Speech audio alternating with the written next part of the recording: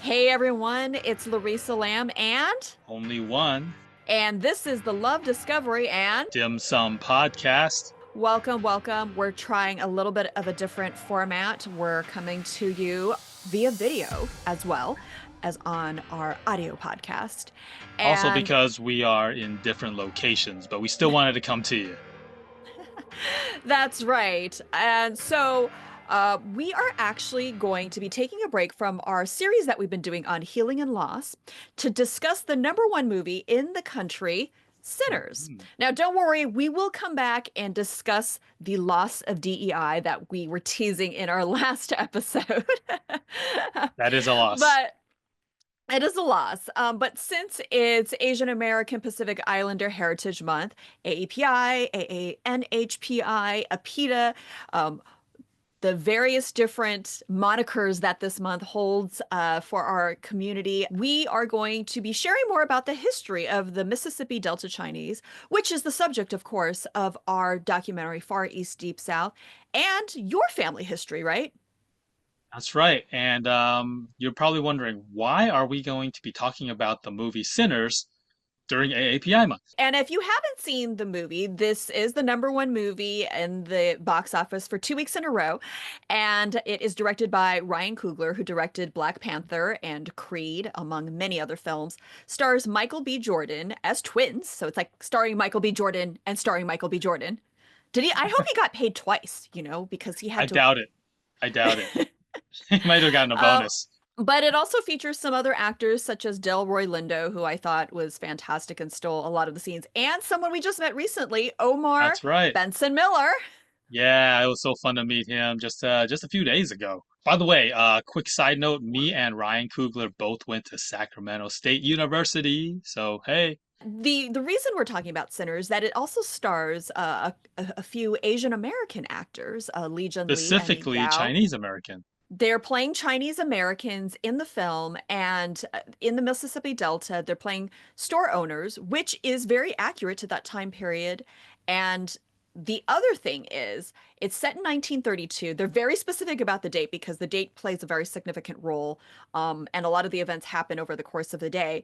And it's in Clarksdale, Mississippi, which is a Yeah. place that we have frequented quite a bit in the Mississippi Delta. And so we are like super excited to discuss this. And this is really kind of the first of a series that we're going to be starting as well of doing different movie reviews or TV reviews for shows that we find have good historical value, especially from an Asian American perspective. So without further ado, let's dive into this film, Sinners. I will say though, if you're not familiar with the plot, it's about twin brothers who are African American. They return home from having been in Chicago to Clarksdale, Mississippi, and they encounter some evil lurking. That's kind of the log line. I'm paraphrasing the log line. Are we allowed Some to of say you what may, kind of legal? What type of evil? Well, can we say that? Is well, it known? I I think it's been out long enough that people may have heard there's vampires that factor Yes. into this. So that's It's not a like a huge spoiler, right. but it It is is a kind of a horror film. yes, it is a horror film, but it's I think it's kind of like I would like to say it's a horror film used to disguise actually a history lesson about Mississippi. And a racial allegory, kind of in the same way that Get Out, which I thought was a fabulous movie too, was about, again, some veiled racial themes. And so it kind of carries that tradition. But this one is definitely much more, like, I guess, gory in a sense. I mean, it's not as gory as some other slasher films, but certainly there is an element of, vampires. So And what do they like to do? They there like might to be bl talk your blood. there might be some blood involved. Uh, so only one. What were They your don't th talk like that though. They don't talk. Yeah, these vampires do not talk like the Count on Sesame Street. No, they do not sound like that in this movie. Thank goodness. Thank Coogler. there's a y'all at the end of their sentences. Y'all, vampires, y'all. Yeah. I mean, obviously, I love the movie in the sense the specific part of the movie that I really loved was that they included the Chinese Mississippians. And I was just so fascinated that they would actually include that. And then I learned that one of our new friends, Dolly Lee, was their consultant. And I just love the fact that they said, hey, we're going to use this short little blurb that Dolly had created to really educate the entire cast and crew about the Chinese in Mississippi. Um, and they did. They studied the documentary. They studied even our film. We've heard other people from the cast that say like, "Hey, we were interested in your film. We saw it too," and those cast members that wanted to dive deeper into what life was like between Black and Chinese, they used our film, they used other films, they used other documentaries, they researched, and they really did do their due diligence to try to get it right about the Chinese Mississippian. It wasn't just a trope. It wasn't just to throw Chinese people in there just for the sake of diversity. No, they did it as much as they could for historical accuracy, and I really appreciated that. Yeah, I think that was something I was very impressed with is that they also didn't over explain. I think a lot of times in film, the saying goes is like you want to show, not tell. And it was just kind of natural. People were there. The Chinese store owners were there. They were helping them out with their business without giving too much away for the film. The two twin brothers that Michael B. Jordan plays goes and has to ask for some help and shopping for some items, which again would be realistic because he wouldn't have been able to go to, say, a white store. And a lot of the grocery store owners happen to have not just groceries, but they had all these random items, right? Like we heard from a lot of the members of the Black and the Chinese community. I mean, they sold rakes, they sold, all sorts of tools, they sold notions and basically were like a little bit of a general store, not just a grocery store in a lot of the neighborhoods. And so I think that was very much accurate to the time. And that 1930s period is exactly when your grandfather and great grandfather were in Mississippi. Because if we go even further, I mean, the Chinese in Mississippi were actually sharecroppers, and that is not in the film because this would be post sharecropping days. So that's why Well, you even still had, I mean, at least for the Chinese being For the sharecroppers. Chinese, Yes. right? For the Chinese were no longer sharecropping by 1932. So they actually depicted the Chinese very accurately historically because even though the history goes even farther back, what they were doing was not the same as what they were doing in the late 1800s. So I really appreciate that as well. And it actually, I felt like it allowed relationships between all the characters to be more believable. It was more realistic, and it made for the relationships between both the Black and the Chinese to be really natural. Yeah, I was just going to use the word organic because again, like Organic, that's the better word. That's the better word. they Yes. didn't like over explain anybody, right? Like They were they just didn't there. go, they They were were there. there.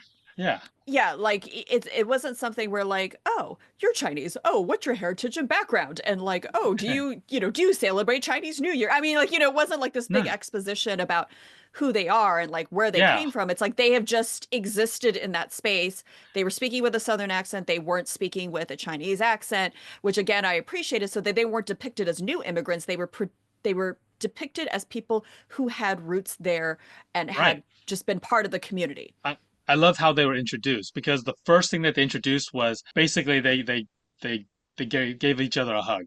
They had a little bit of banter, and then all of a sudden it was like, hey, yeah, it's obvious that they've known each other for a long time. This was not a new relationship, and I thought that just made things, like you said, organic. It made it seem like it was normal. One of the things that I was thinking about when I was watching the movie and even reflecting on after the fact was, this idea that, your great grandfather, Charles J. Liu, we know based on documents, I mean, he was in Pace, Mississippi by like the early 1900s. And in the late 1800s, he had actually gone down to Louisiana and Memphis and other parts, cities in Mississippi. So, by the 1930s, he was already ingrained in the Established. community, right? And your grandfather came over in 1919 to join your great grandfather helping to work in the store. And so we've had many, many conversations with our friends in Mississippi, and I was just rewatching an interview that we're actually going to be reposting that we did with our cast, with a lot of our members of our Chinese, our Black community, and our one white girl, One Emily white Jones, friend from from the archives. our archives historian and archivist Emily Jones, where we had this really lovely conversation that, in many sense, echoes some of those themes and that relationships that we see in Sinners, which I know a lot of people are skeptical, like that didn't happen, because sadly, our history books, what we have been taught in school, has been absent of this history. And we've really been the ones who have gone out to document it and seek it out. And yes, people have been documenting the Chinese in the Mississippi Delta, but a lot of the work and the scholarship with that has been done by predominantly white historians. And a lot of times they've only focused on the Chinese community, and they haven't actually included the African American oral histories and stories with it. And so, we're really, really grateful that we're given the opportunity and continue to have conversations with those in the African American community who have corroborated a lot of the stories that they've heard, they've experienced, some of the older ones who have experienced themselves, but also for that they've heard from their grandparents and great grandparents. In fact, I remember Cheyenne Woodruff, who's in our film. She's an African American woman who grew up in Pace, Mississippi, and she was recounting, and granted, this is actually even a few decades later after the 1930s, because she grew up in like the 50s. And she was saying how she would just walk into the Chinese grocery store. It was the Dunn family who bought the store from your family. And she said, like, that she would just go in, and like if she needed to get things, she would just get things, and they would just kind of like put it on credit, and they'd be like, okay, I need this, and she would just be able to grab whatever it is, and then it's like, okay, we'll pay you back later. I'm like, okay, and then they just write it down. It was like no interest, borrow stuff. I mean, so that I thought was very true to what we've heard from people, where there was a coming and going in a lot of these Chinese stores of the African American community, and especially this idea of just bartering or credit or loaning things to people. Like that was just very, very common. Well, what did you also think about some of the overarching themes about race and the allegory that it was? Because it's not just a slasher vampire film. It really had some deeper social messages in it. Yeah, I think one of the things that I appreciated in the film was um, the difficulties that the Black community had in making purchases and being believable. Because ultimately, this was not a movie about just Chinese and Black. It was a predominantly Black history. The movie was mostly about Black history in Mississippi during that time frame. And yes, we were a part of it. So I think some of the more intricate parts of the movie that I thought was really fascinating was the relationship between how somebody, even though they were now successful, had money, and came from another part of America that was like Chicago, that they're now in bringing in wealth, and they can bring that same money down to Mississippi, and for some reason that money is questioned, right? Especially by people that they want to buy from. You still got to kind of watch. They still needed to watch out for if they were going to get ripped off, even if they were willing to pay that money. Are they still getting ripped off, even though there was an agreement there? Is there and it dives into that whole part where it's like you think that they made an agreement, and I don't want to give anything away if you haven't seen it, but the the worry about trust is still there, even though a contract or a deal was made. Does that make any sense? Yeah, and then you're referring that specifically to the Black and the white community, like the Yes. dynamics, the white dynamic with the Black community, and really the white power structure that was in place was very ominous, and very, again, true to that time, true to those times, as we've heard and from other people, that you know, unfortunately, the white dominant society controlled the land, the property, the rules, of society, in Mississippi and in much of the country, and especially the segregated South. And even in the movie, they were referencing, it's like, even in a major city in the North, they still weren't equal, right? Like people of color were not in charge. They were not the ones dictating the rules of society at that time. Yeah, I think this is especially a time in our society right now where I know we were supposed to talk about DEI and stuff like that too, right? I mean, it's one of those things where diversity is now looked upon as undesirable, yet diversity has always been a part of our American history. So when we're talking about the South, if we're not, and we're talking about specifically Mississippi, how can we tell that story without including, unfortunately, even the harsh stories that involve Black and Asian and white? And some of the whites were not, Oh, that is one of the things that, that's brought up in Sinners also, is that um, there were Irish whites in the film, and they also at one point were not considered part of the majority of American society. And so now you have all three colors, not just three colors, but I mean, I loved how they actually incorporated the native indigenous people into the film as well. And we never hear about native indigenous in the South, right? But they definitely were there. So now you have a very diverse group of people reflected in this movie during a time when diversity is frowned upon. I think it's an amazing time to actually show the film.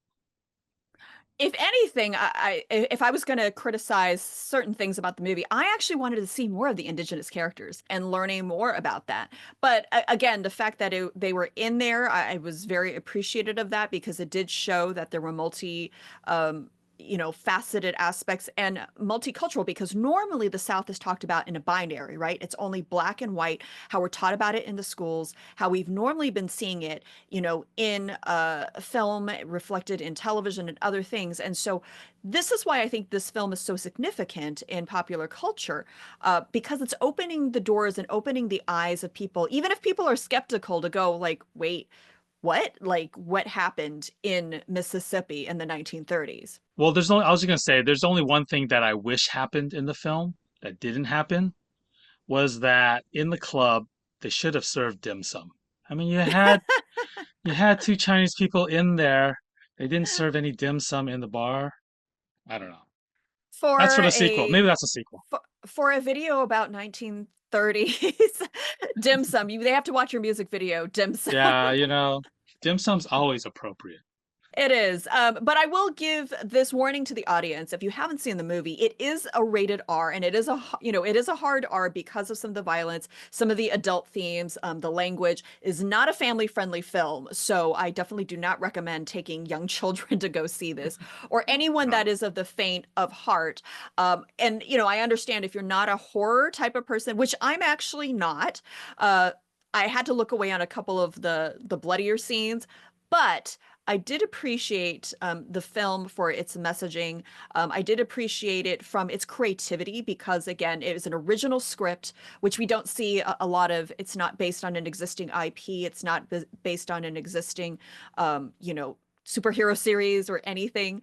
Even though you had Superhero someone who people in it. directed, yes, someone who directed Black Panther in it. So I definitely hope there are more stories that can be in different genres that aren't like the serious, sad, like drama that can actually instigate conversation and and encouraging people to dive more into the histories that they don't know. And we've definitely seen an uptick in people asking us about our movie. Like we tell people all the time, it's like, we're not making this up. Ryan Coogler is not making this stuff up. Like this is based on history. It's based on real people and real facts. I'll give you the last word. What would you want people to take away from the movie Sinners? I think, go into it with an open mind.